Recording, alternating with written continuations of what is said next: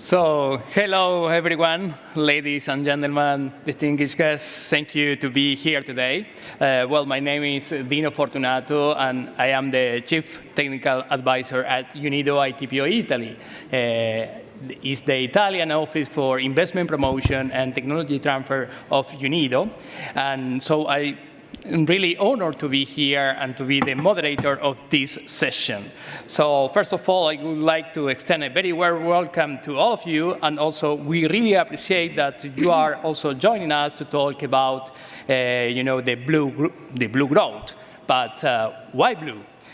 Because, of course, the preservation of the oceans and sea around the world has become also an increasingly important concern, about on all the international community in the recent years, as was also demonstrated by the adoption on the specific Sustainable Development Goal number 14, that is for sure to conserve and also sustainable use of the oceans and sea, and also the marine resources for sustainable development. As such, it is key now to implement what are these emergency called the green deals, and why not said also these blue deals, to guarantee sustainable and also sustainable growth worldwide. So I'm very glad to host this UNIDO ITPO network event about harnessing digital technology for powering the blue economy. This event, indeed, is organized by UNIDO ITPO Italy with the support of the Friuli Venezia Giulia Region and also for the Network of Investments Promotion Office of UNIDO. It's a network located in 9 countries around the world from Tokyo, Seoul, Beijing, Shanghai, Moscow, Bahrain, Germany, Italy, and Nigeria that are, playing an instrumental role in supporting the developing countries in order, to promote sustainable investments worldwide, through also the use of public and private partnerships. So I'm very also, to have this lineup of speakers with me today, mainly, from Italy, and also on virtual connection from Tokyo and Islamabad, who will give us also their contributions. And so everyone will offer us, their different and also complementary perspective to assess how advanced innovation can stimulate this inclusive and also sustainable industrial development through the blue growth sector. So with that, please, let's begin. So to open proceedings today, it is my great pleasure to welcome to this panel Professor Maria Cristina Pedicchio, who is the president of the Maritime Technology Cluster of the Friuli Venezia Giulia Region and also member of the board of the Italian Institute of Oceanographic and Experimental Geophysics, the OGS. So, Cristina, due to your large experience and also on your position and role, how can the blue sector further engage young people? And also, what is upskilling and training measures could be necessary to this end? Cristina, the floor is yours. Thank you very much. Thanks to UNIDO for the kind invitation, and good morning, everybody. So in your question, you put emphasis on 2 words, blue and young. So if we speak about blue world, blue economy, blue system, we have to consider the context. It has already been mentioned, Sustainable Development Goals, but I would also like to remind the UN Decade of Oceans that started this year. And I would like to say something to you about the most recent European policy, what is called the mission, Ocean Mission, that has been launched 1 month ago by the Commission. And we could really say that this is a blue part of the Green Deal. Green Deal is a big European strategy. What the Commission wanted was to find a few, they called missions. You remember the Apollo missions in the States. So big project, emotionally involving project that are moving collective efforts, public, private, financial, citizens' emotion. And the and Europe succeeded in finding 5 missions. Can you imagine if you should choose in your institution just a few priorities? Choose a few, not so easy. Europe succeeded. 5 missions, 4 are related to climate change. 1 is seas, ocean, and internal water.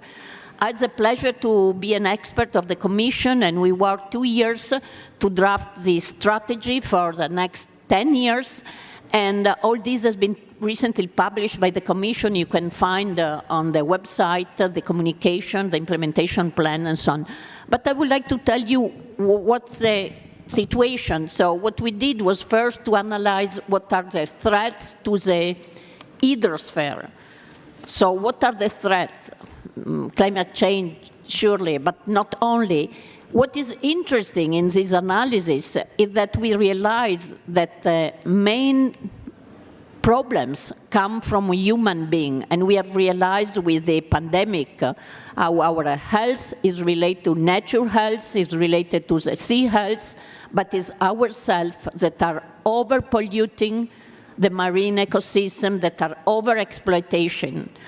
So what should we do? At first, one first message from the Commission is to approach in a holistic way. So all the hydrosystem must be considered as a whole. So holistic aspect. And then we choose again a few priorities with specific targets, time schedule, who has to do what, how, when, where. And you can all find on the website. But I can give you an image. I was hoping to project the image, but it was not possible. Just do an effort of imagination. Imagine a starfish. We have chosen as our emotional image starfish. Why? Emotionally, why? Because we thought that children from all countries, also if they don't see near the sea, they know what a starfish is. They know, they love starfish, and if you love something, you can protect. So starfish is the image. The image is this red starfish, 5 arms, on a blue circle. The blue circle has 2 arrows that are denoting a circular economy approach, and the 5 arms that are clearly all related to the body. There is a body, but then there are 5 priorities, and the 5 priorities are decarbonization, ecosystem and biodiversity, pollution, not only plastic, nutrients, acoustic, and so on. And then 2 horizontal aspects, governance, big problem, and the other is emotional aspect, human investment, digital knowledge. So the 5th arm is related to all these intangible aspects, and I want to talk about that. In all these documents, so you have a lot of targets for decarbonization, what to do, what not to do, all economic aspects, what to do, what not to do, what will be prohibited in 5 years, in 10 years, and so on. But then you have these 2, they call it horizontal enablers, these 2. One in education, citizen engagement, and the other is digital twin and digital water system. These are the horizontal enablers. They must be at the base of all actions. What to do? I don't want to go into details. There are targets, as I said, what Europe should do. Europe is calling for international cooperation in this aspect. But I want to bring some concrete examples from our region, because you see, we talk about this huge strategy, but then the point is how to realize, how to do concrete things. So a few examples of concrete initiatives. Young people, the second key word. Young people, a very interesting program that we are developing at a regional level, but with ministerial support, is a master plus summer school is called for a responsible and sustainable blue growth. So there are these 2 words, responsible and sustainable, and is dedicated to young talents from the Mediterranean region. So this is focused on a specific geographical and not easy geographical area. We could say this is a capacity building course, or I prefer to say that this is an example of science diplomacy. all these kids, they're not kids, young adults, young talent, they are coming from all countries from the Mediterranean, and they arrive in Trieste, and there we have these multidisciplinary courses. But mainly we try to create a community, a network that will go back to their countries to support science, but also to support dialogue. So this is an important aspect concerning, let's say, postgraduate training. But if we want to involve, as the Commission is constantly telling us, all citizens, they say that citizens must be involved. They must co-design projects. We want responsible citizens, but if we want responsible individuals, we must start when they are small. We must start from kids. So we are developing different, very nice, very amusing, it's a pity that you cannot see the pictures, project for young people. So we have project for kids from 3 to 6 years old, done with a very famous Italian writer. She's doing cartoons. In this case, this cartoon is Martina the starfish, and she's fighting below water with plastic and so on, plus didactical teaching, laboratory and so on.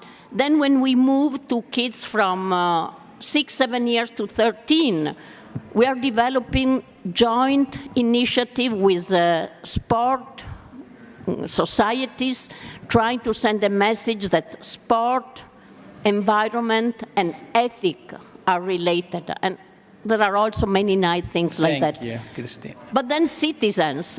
Yeah, one minute. Yes, thank you. Citizens, so we start from kids, then scholars, then university students. Citizens, how can we emotion citizens? Emotion is a key word again.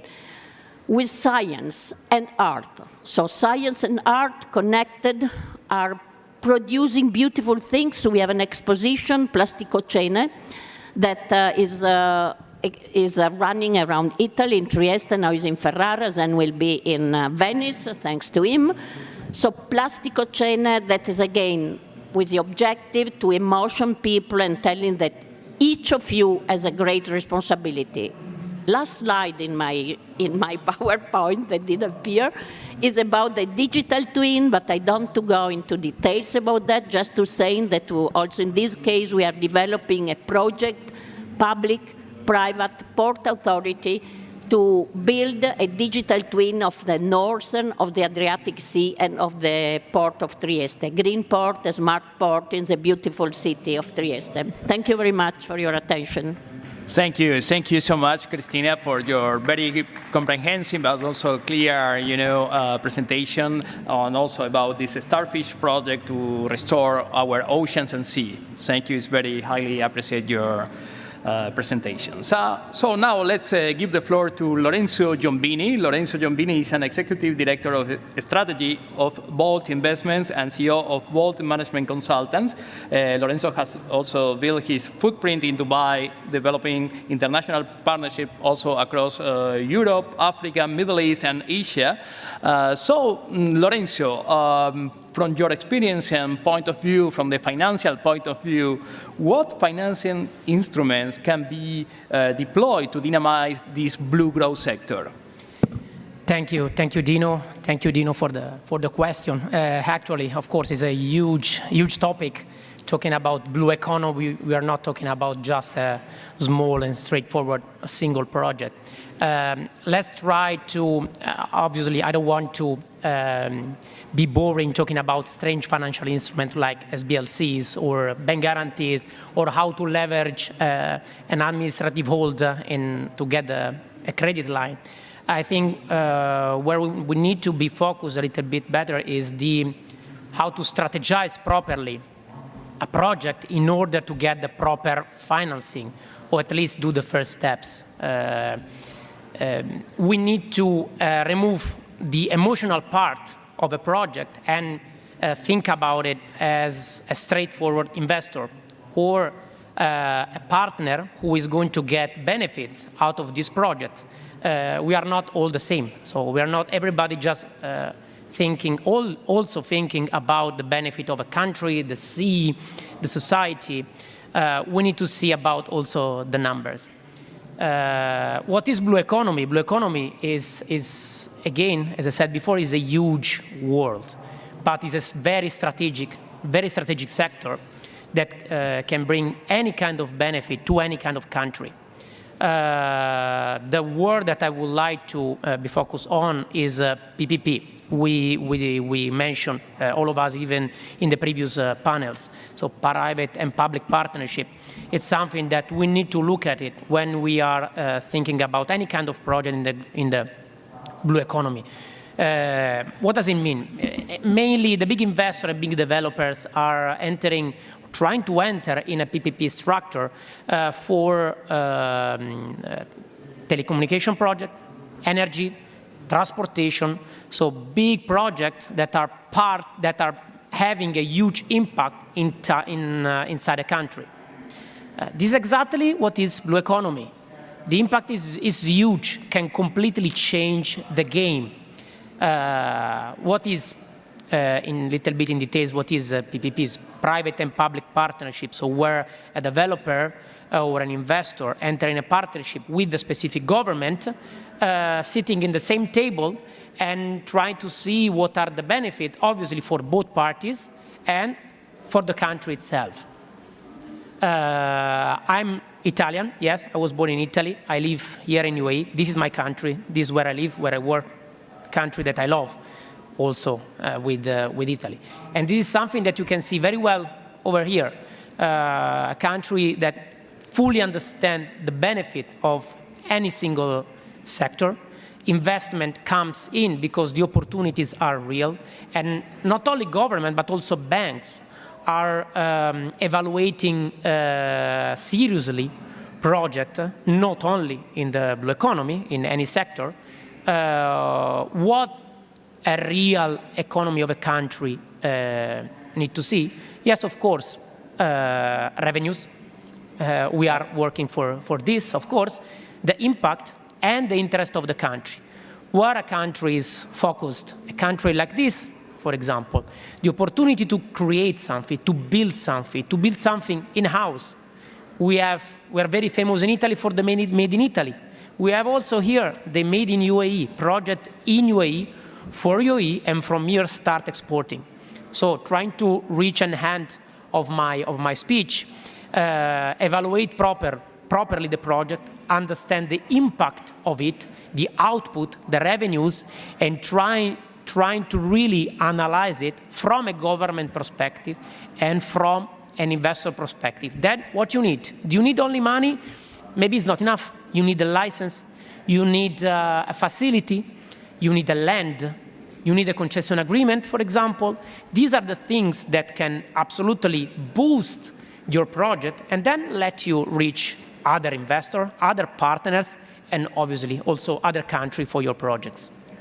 Thank you so much, Lorenzo, to illustrate us also the tools, the financial tools that can be used to boost these blue growth industries and beyond. Especially with, as you said, with the PPP, private-public partnership is also key to boost, this sector. So now let's give me the floor to Eva Canevarolo, who is also the EU and International Project Manager at the Upper Adriatic Technologic Park of Pordenone. She's also majoring in the EU project management with a specific focus on blue growth and economy, climate change, sustainability, youth entrepreneurship, and also advanced digital technologies. So who better than Eva to talk about these digital technologies. So Eva, which technologies are best suited to leading this fourth industrial revolution, the blue transition, and also how can they assist in the implementation of the so-called SDG 14? Well, thank you so much for giving the floor, Dino. I'm very delighted to be here, first of all, and I'd like to say hello to everyone. Well, all of us know that this fourth industrial revolution impacts our life very deeply and is transforming each element and each component of the digital world.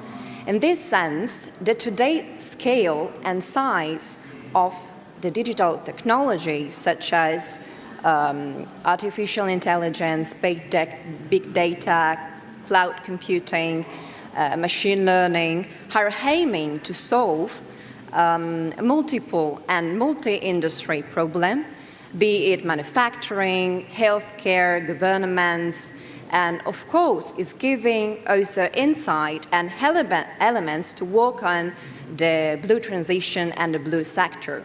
I would like to say that the blue economy correlated with digital technology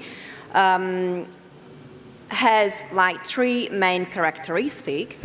So the new technology can be seen as driver, so first of all, to the blue economy approach.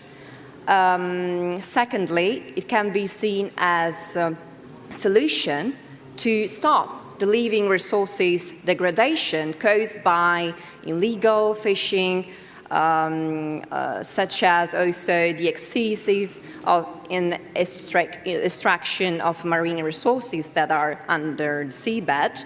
And third element and third characteristic I'd like to emphasize that they are tools, yeah, for like monitoring water temperatures and water sea level. But on the other side, these kind of technologies, for example, I'm just referring to the artificial intelligence that does interesting things in, for example, advising no destructive fishing tools or creating robots for cleaning up the ocean and the seas. And also the artificial intelligence can basically monitor the temperatures and sea level that are rising and increasing very deeply and recently in these years. But on the other side, we have to keep in mind that this technology can also have some risk in the long term. So we have to use this technology, particularly the artificial intelligence, that is really important, and I would like to emphasize this topic. But it has to be really conscious, and all of us need to be conscious about the usage and the final usage of that. So we cannot understand and we cannot consider this technology, for example, by drainage it into the sea and into the water, and we cannot, for example, force the usage to extreme consumption. I'd like also to talk about our reality, because also Dino said that previously that I'm from a technology park, and I'm very happy for that, because I really believe and we act as transfer, like technology transfer, and is really the key for transferring. And this is the technology that I believe on, because this is an intangible thing that is really connected with the tangible things. So the machine and tools is really important, of course, and outstanding in a sense, and is growing and is really needed to be considered. But on the other side, also the training and also the accompaniment and the embodiment of this kind of technology in intangible sense. So I'm talking about educative science and all the things that are correlated with the trainings that are really important, because we are focused on business development, and we, as Technology Park, we incubate almost 90 startups, and we really believe in these kind of realities, because they are the booster and they are the instrument to maybe to scaling up in the global level. Because if we start at a local basis, and I'm speaking about my my region where I came from, basically we are doing really a good job in supporting startup and this reality. And I would like just to say some example and to give like a few examples about this kind of support that we give. So I'd like to also speak about one reality. One startup is really focused on the circular economy, which is really important, of course, with the blue economy approach. For example, GIS Recycling has been the first in Europe, so it's located in Pordenone, where I come from, and it has been the first in Europe in investing in recycling technology for reinforced plastic composite that are used for constructing and for making boats, for example. So this is really important also to emphasize this fact. And I'd also like to talk about another startup that's really growing in our reality, in our territorial area, which is Biofuture Medicine.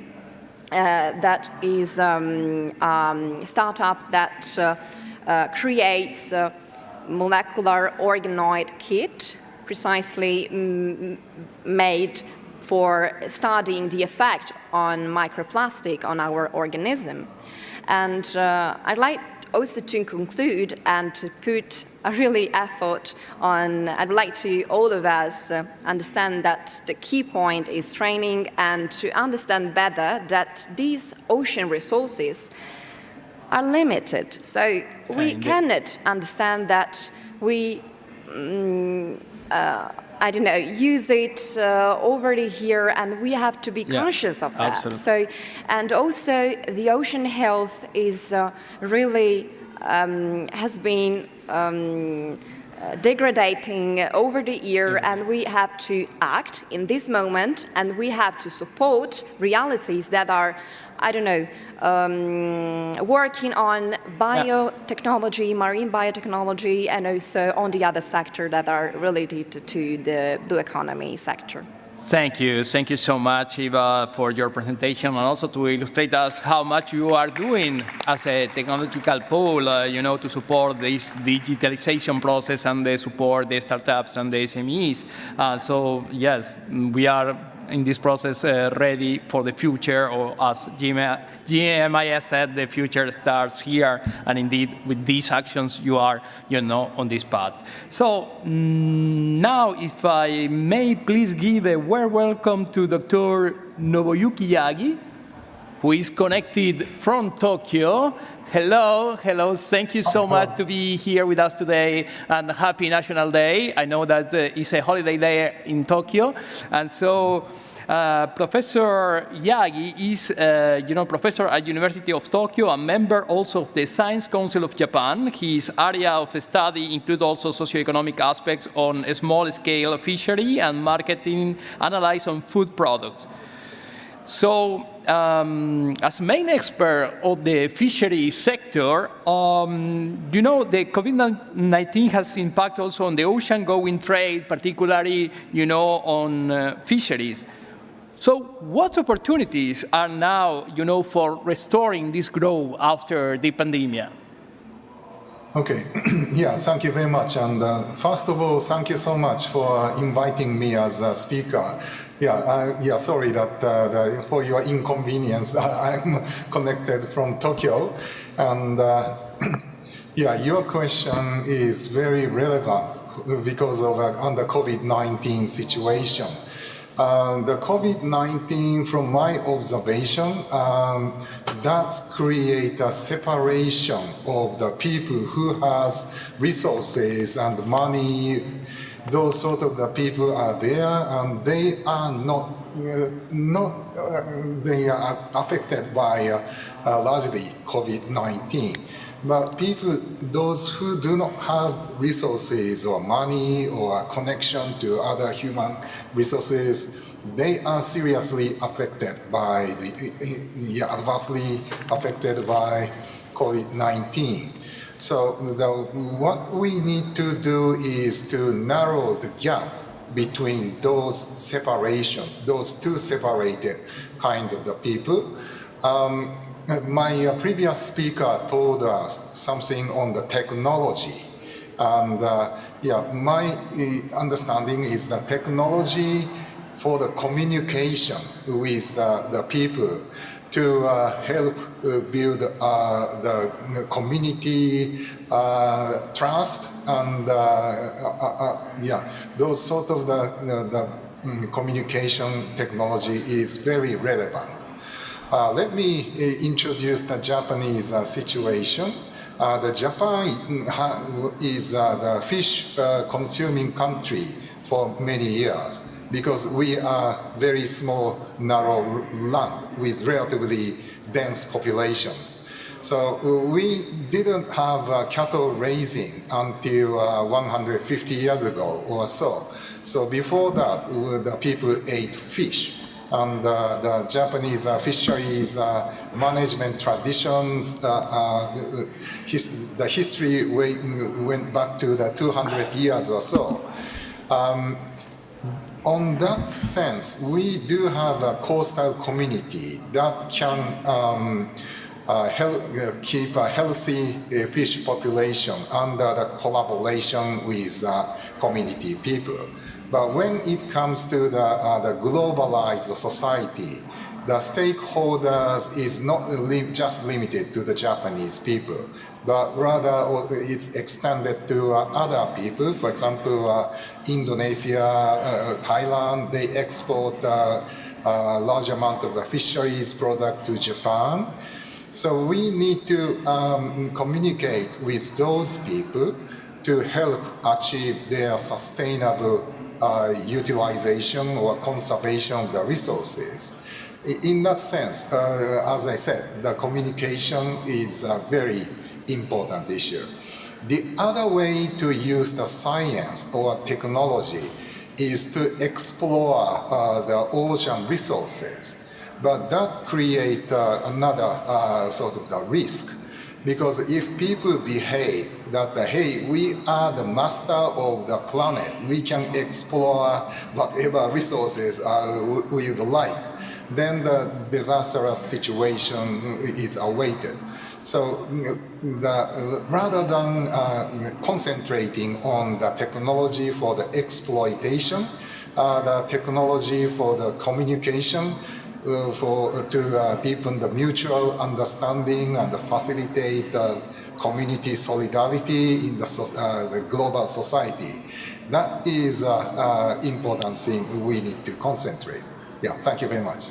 Thank you. Thank you so much, Professor Yagi, for his contribution.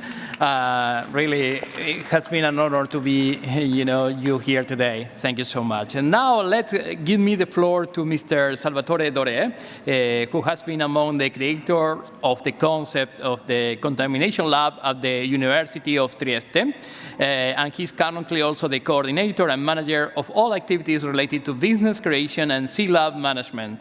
So, Salvatore, from your experience at the C-Lab and also working with the SMEs and startups, we know that this small and medium enterprise as well as the startups make also the majority of the aquaculture business. So what mechanisms can they adopt, and also how can they upscale their digital capacities to take advantage of this blue transition? Good afternoon, and thank you very much, Dino. It's a very good question because, in my opinion, being a small-medium enterprise in this moment is a plus. Because the size of this firm can growly and smoothly change their business model in a circular business model. And for example, and then when they change this business model, they have to decide what can they do. For example, the first choice could be collaborate with a big enterprise. Why? Because also the big enterprise has an agenda, an agenda to change their business model, but it's not too easily because they are too big. And then they can collaborate with external firms to change this kind of business model. We have some example. For example, we have, Renault, H&M, and also Adidas. For example, H&M collaborate with an online platform to sell the clothes no more used by the consumers. At the same time, Adidas is collaborating with a startup that creates shoes by plastic collected in the oceans. And this, I think, one of the shoes that a startup or that a small medium enterprise can do to have a scale up. But we have, for example, another kind of collaboration that we can make. For example, building a network between the startups to provide some microservices, and the network is the core. And the network is the core of the digital transformation. Okay, and right. And at the same time, we can say that a small medium enterprise is very linked with the territory, and then this is very good for the territory that there was built, the startup. But to do this, we have to make a focus about some topics. For example, the first one is the economic model. This economic model is not good because we want to catch much fish as possible at the maximum speed and at the minimum cost is not good. Then what we have to we have the problem of the plastic. That is a very, very important problem. And at the same time, we have the problem of the scarps. But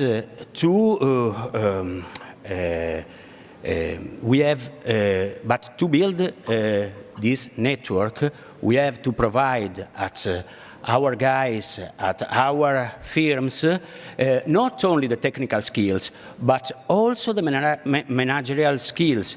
And at the same time, we have to provide them places where they can do training, okay? And this is very, very, very important. It's what we do in our contamination lab in Trieste, and here in Dubai we have two projects that you can, if you want to know more, you can go at our stand and we can speak about it.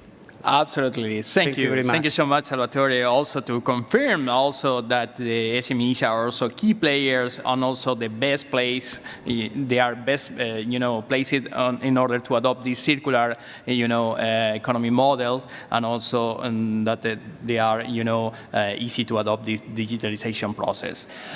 So I don't know if you want just 1 minute remark about, this blue transition. Maria Cristina, 1 minute. As a conclusion about what we are, discussing today? I can just recall some of the key words that have been said this morning in one of the main discussion that was collaboration, international collaboration, multi-sectorial collaboration. Then there were two other words, trust in science, responsibility of all individuals.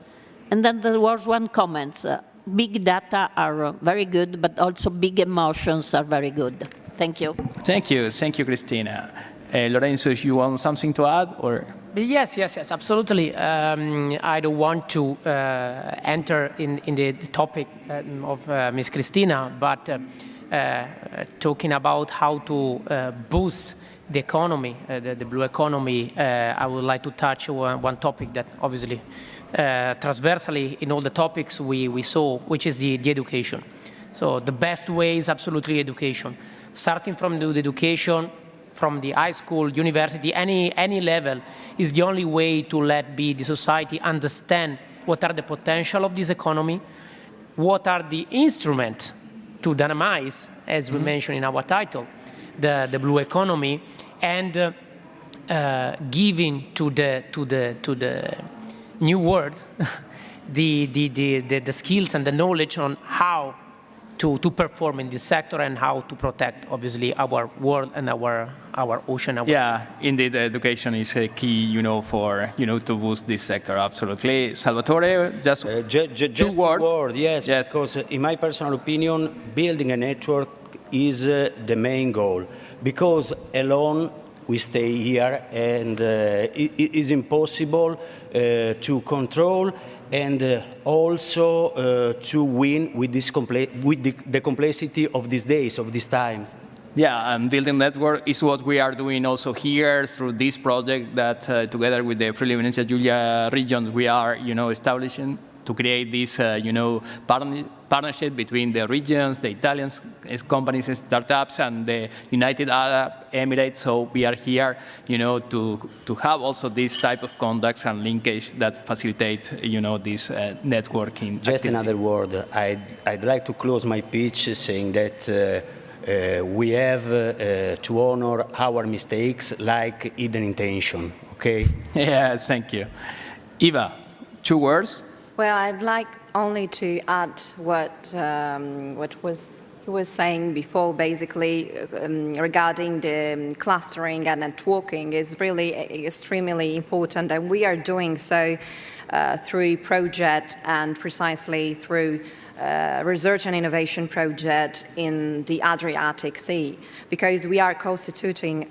I'm speaking about my reality, basically, because I think we are doing a really connection between other ecosystems, starting from the portual ecosystem, and in order to arise the awareness that we have to act, in a sense, that we have to be sustainable and digital in a general overview, and really strong on that. Yeah. This is the point. Thank you. Thank you. Thank you so much, and we are perfectly on time for conclude this session. So on behalf of UNIDO ITPO Italy and the ITPO network, I want to thank again to all the panelists and also to Mr. Professor Yagi, who is connected virtually from Tokyo, Japan. Thank you for the time and also for all the contributions and discussions. We are also looking forward to continue this cooperation in favor of the SMEs, startups, from developing countries and developing countries as well. So in order to achieve this inclusive and sustainable, industrial development, and also to achieve this, United Nations Agenda 2030 goals. So thank you again to GMIS team for all the support to organize this session, and also, for all the stakeholders that are, part of this Blue Hub initiative. And so for more information, as Salvatore was saying, we are a booth here in, in the exhibition. So thank you so much and have a nice day. Thank you.